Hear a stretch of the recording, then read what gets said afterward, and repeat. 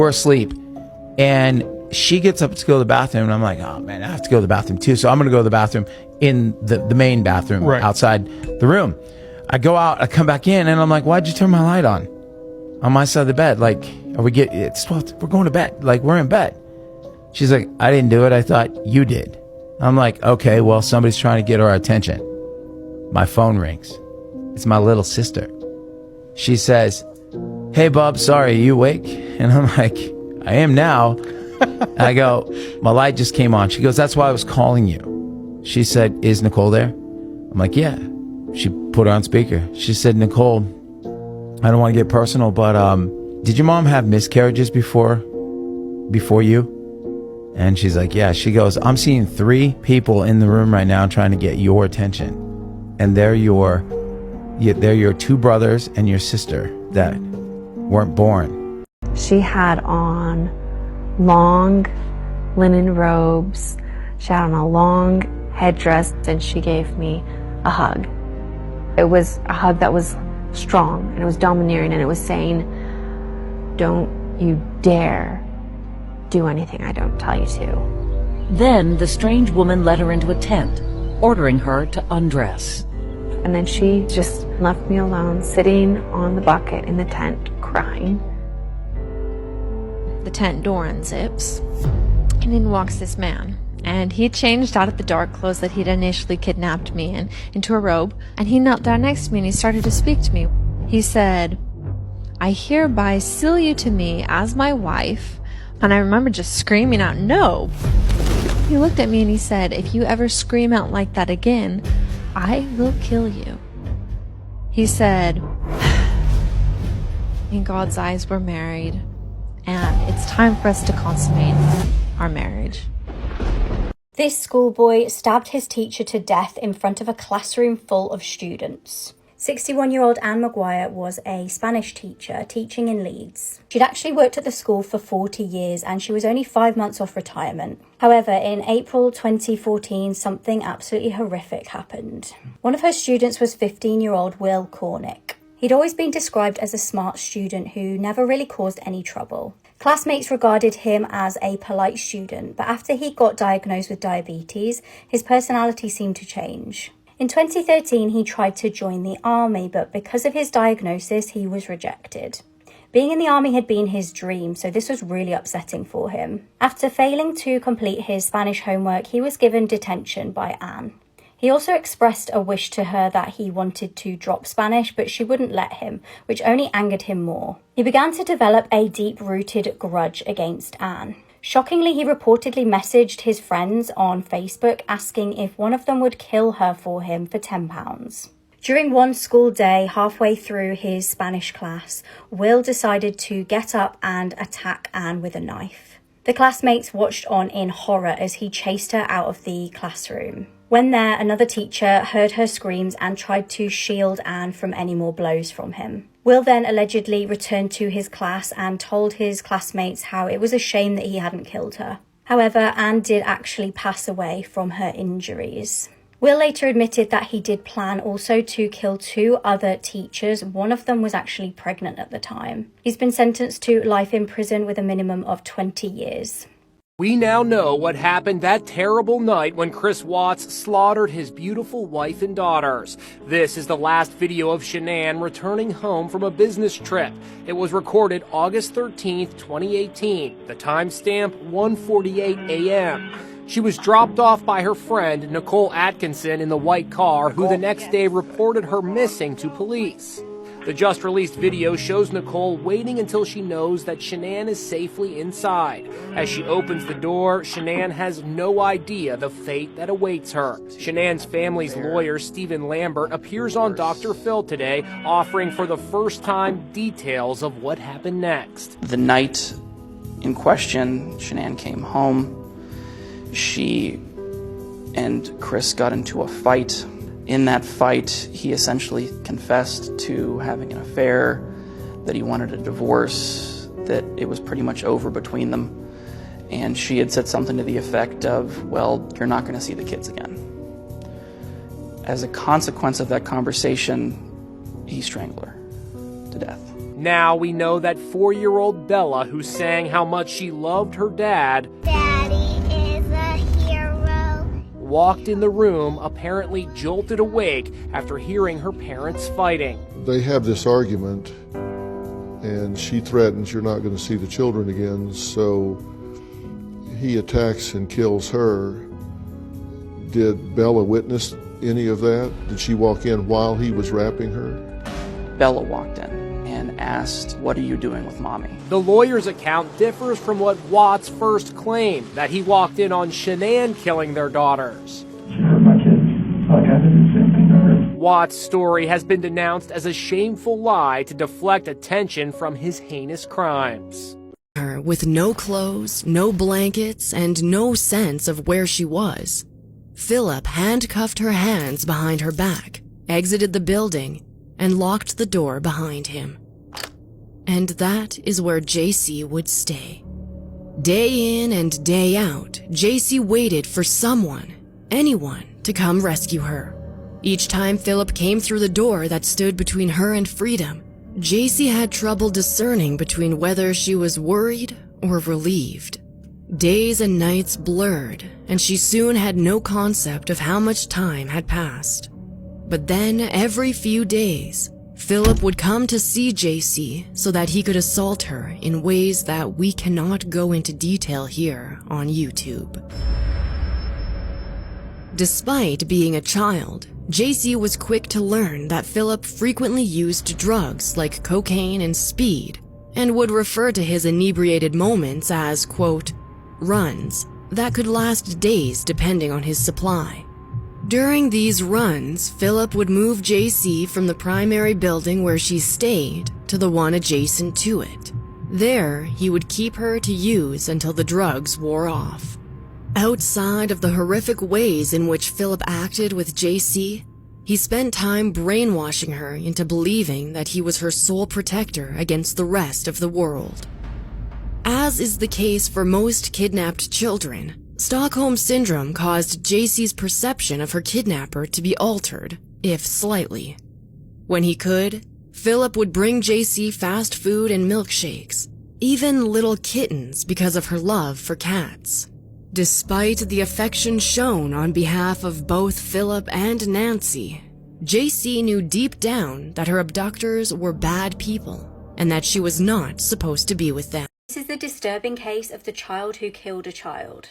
In July 2018, 6-year-old Alicia McPhail was abducted from her bed. She'd been staying with her grandparents in the Isle of Bute. She'd gone to sleep watching Peppa Pig, and no one had any idea of the horrors that would unfold that evening. Meanwhile, 16-year-old Aaron Campbell was drinking with friends at his house. Aaron apparently became upset in the night because he had been arguing with his mum. He had had a challenging upbringing involving physical and emotional abuse. Aaron decided that evening he wanted to get some substances to smoke from a couple that he knew. The couple in question were Alicia's dad, Robert, and his girlfriend. They'd been known to sell substances to Aaron previously, but he could not get hold of them. Intending to go and steal them off them, Aaron armed himself with a knife. He headed to Robert's house where he lived with his parents and girlfriend. This was obviously where Alicia was staying that evening. When he arrived at the house, he noticed the 6-year-old sleeping in her bed and took the opportunity to snatch the poor defenseless young child. Disgustingly, he carried her to a secluded location, SA'd her, and then killed her. He then disposed of his clothes in the sea. At 6 a.m. the next day, Alicia's grandparents woke up to discover that the little girl was missing. They straight away alerted police and locals. When the family asked Aaron to keep an eye out for the little girl, he texted them back saying, "Oh damn, I'm sure she's not went too far." A local man soon discovered Alicia's lifeless body around 15 minutes away from her house.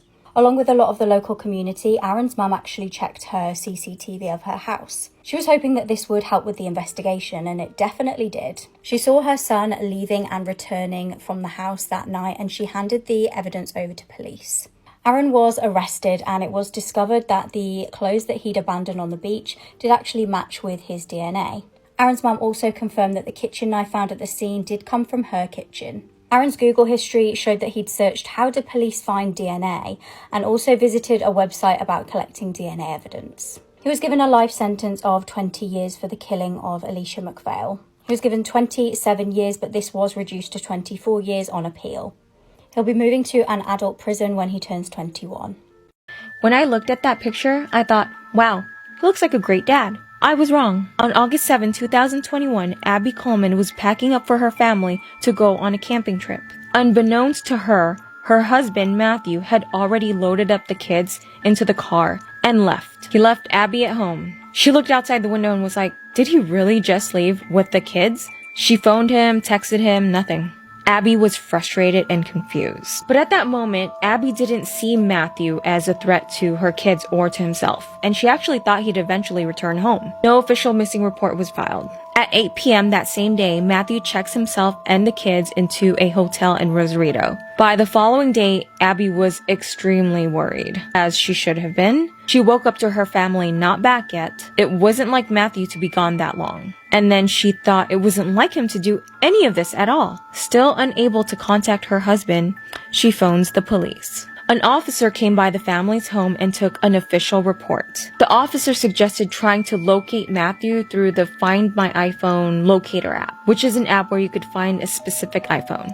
She did as the officer said, and she located him. She saw that he was in Rosarito, Mexico. With the missing persons now believed to be in Rosarito, Mexico, the case was handed over to the FBI. The next day, a ranch worker, along with his dog, discovered 2 bodies on his ranch. They were children. This is a graphic description, please be advised. The children's bodies were covered with puncture wounds, at least a dozen on each of them. Authorities said the weapon was believed to have been a sharp wooden stake, which was found at the scene. The 2 children were Kaleo, 2 years old, and Arga, 10 months old. They were Matthew and Abby's children. Hours later, Matthew was intercepted back at the border, attempting to cross back to the United States. He was arrested by U.S. Customs and Border Patrol agents. Matthew admitted to the brutal killing of his 2 children, where he referenced conspiracy theories from the Illuminati. He told authorities that killing his children was the only course of action that would save the world because his wife possessed serpent DNA, and she had passed it on to the children. I don't know what to say about that. Matthew Taylor Coleman was charged with 2 counts of 4 and first-degree murder. His trial date has not been released. Rest in peace,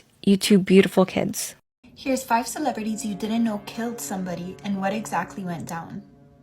The last 2 are particularly weird and creepy.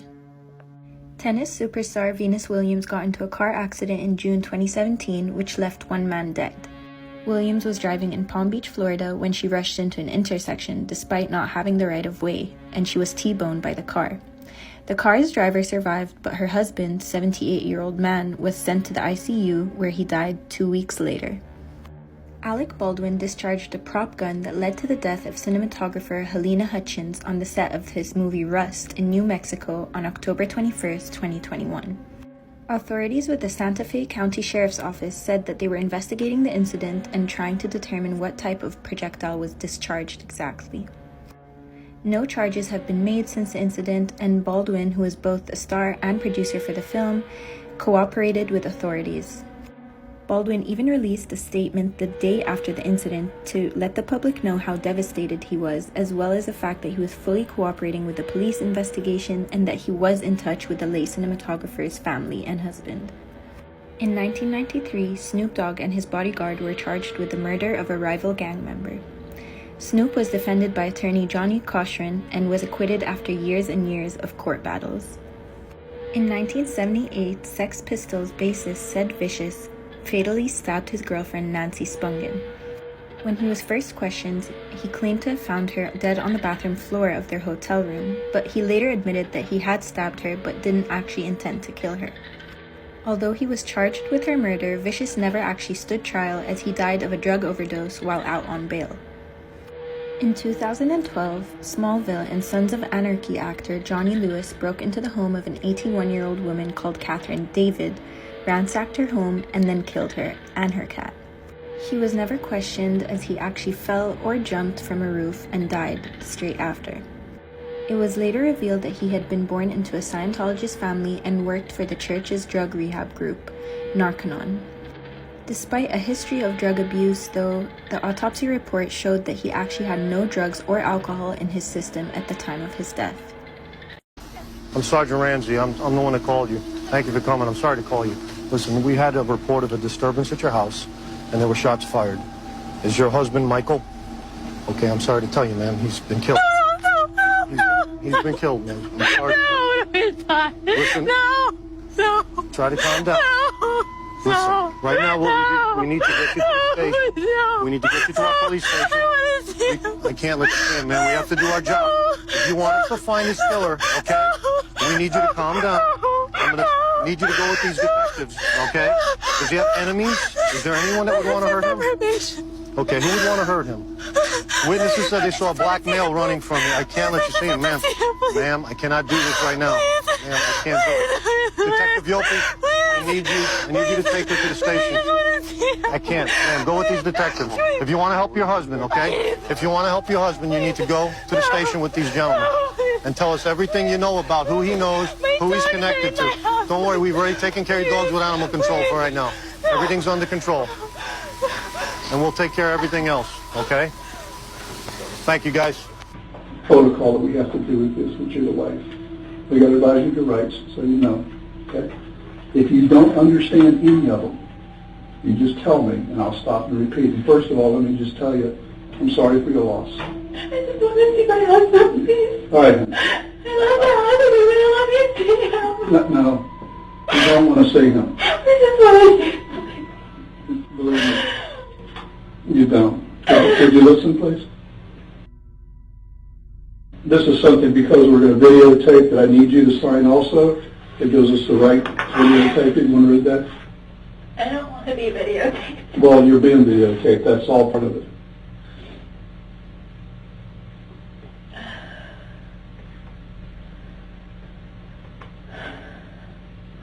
Whose number is that?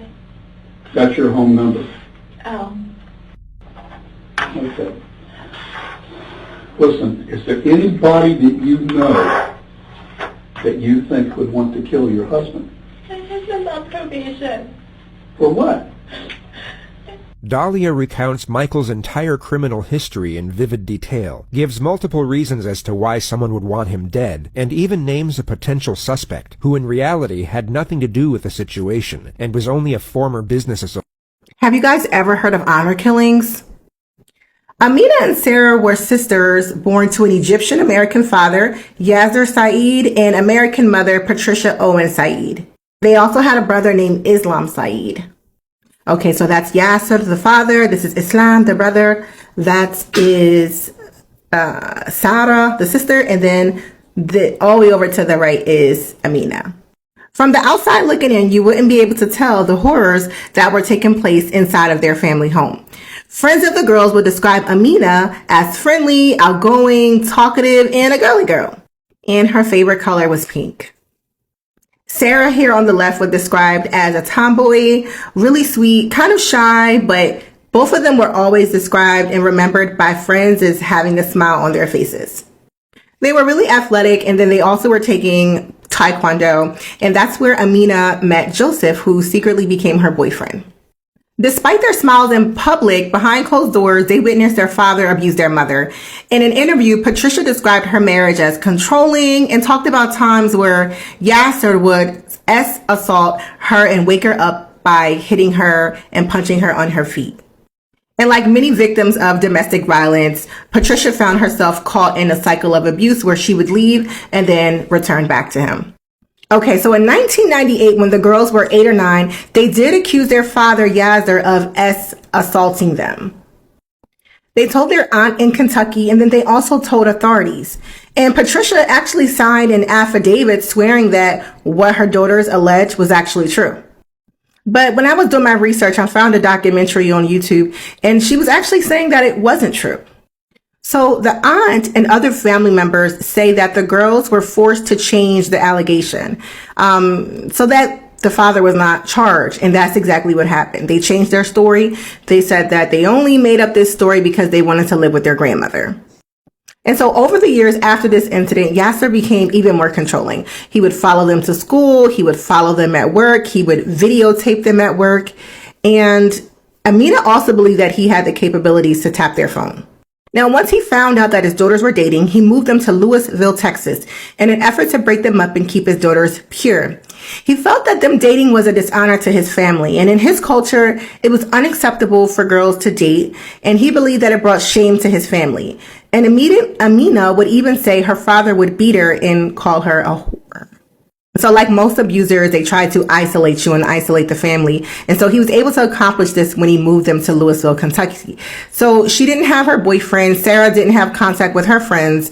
But Amina did actually find an email to her old Taekwondo instructor. Look at part 2 and find out what happened.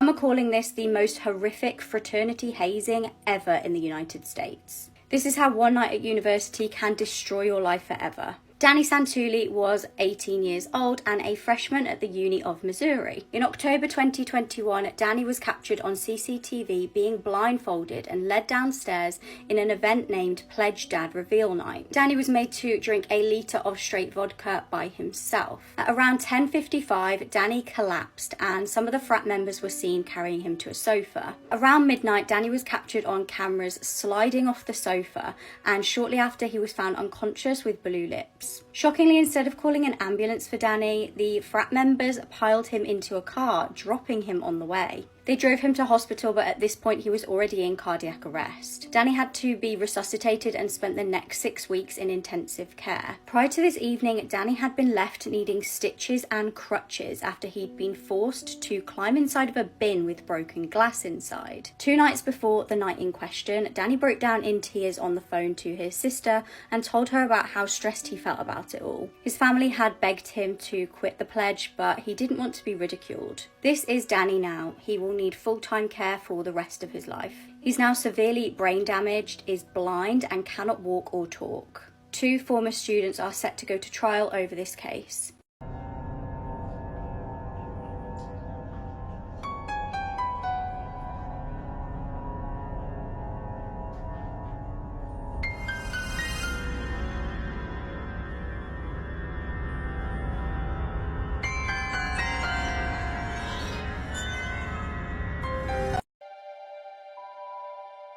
I was just afraid of the dark in general. I didn't have a specific reason. I just had always slept with my mom since I was little and was just too scared to sleep in my own room by myself. In the middle of the night, I woke her up because I was itching my mosquito bites in my sleep and was kicking her in the process.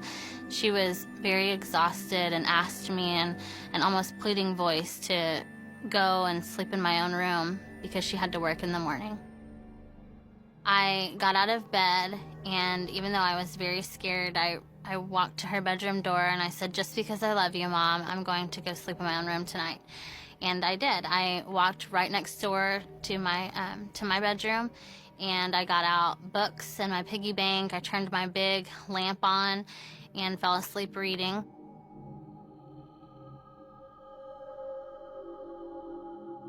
I woke up and was outside of the apartment complex being carried like a baby by a man who was running down the sidewalk with me.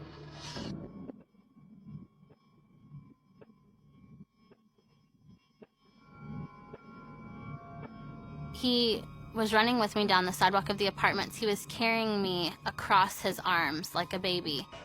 At 8 years old, I weighed 45 pounds. I was a tiny little girl. He had such a strong hold on me that I couldn't, get him off. I tried to scream and fight him off, but he covered my nose and mouth and ran with me to his vehicle, where then we drove off. I was very frantic and wanting to scream for my mother, and once we got in his car, he was calming me down by telling me that he was an undercover police officer. And in school, at that age, you always learn to trust the police, and so I wanted to believe him, but at the same time, in the back of my mind, I just knew that something was wrong.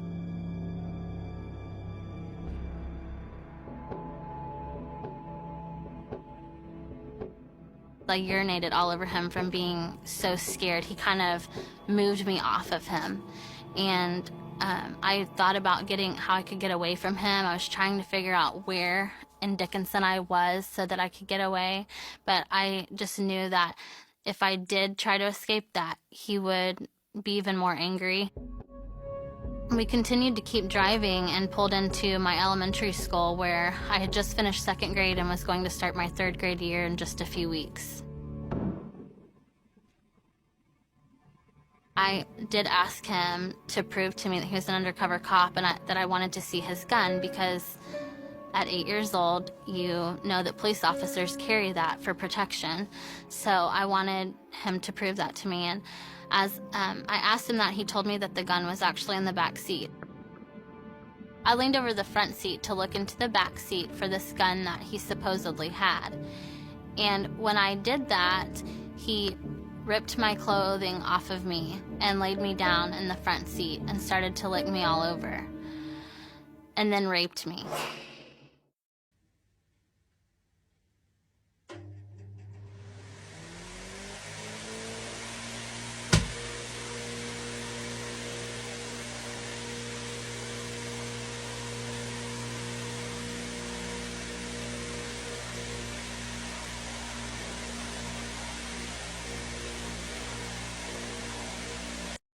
And then one of the officers, he said to his other officer, she's just too scared. We need to separate her from them. She can't answer with them right there. And then finally, one of the officers said, well, if you're Elizabeth Smart, your family misses you so much, and they love you so much, and they have never given up hope on you the entire 9 months you're gone. Don't you want to go back home to your family?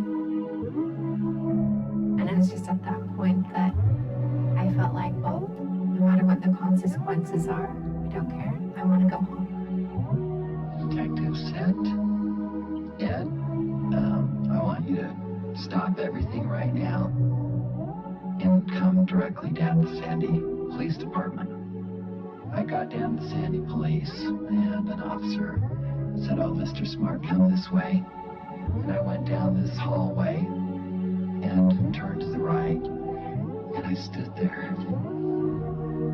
And I looked at this girl, and I said, Elizabeth, is it you? She said, yes, Dad. And I stood there crying and crying and crying. We're here to announce officially that we have found Elizabeth Smart. As he sat there holding me, it was the happiest moment of my life. I made the decision that I wasn't going to let these 2 captors win. I wasn't going to let them take my life from me. I would do everything I possibly could to survive. I'll never forget the day, 9 months later, we were walking up State Street in Salt Lake City. And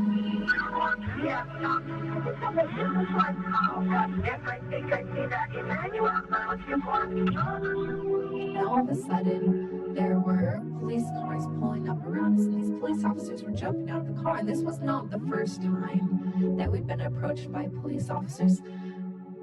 When I got out of my car, I asked them what their names were. They gave me Peter Marshall, Juliet Marshall, and Augustine Marshall. And then came over and surrounded us and started asking questions. And my 2 captors, they kept giving the answers.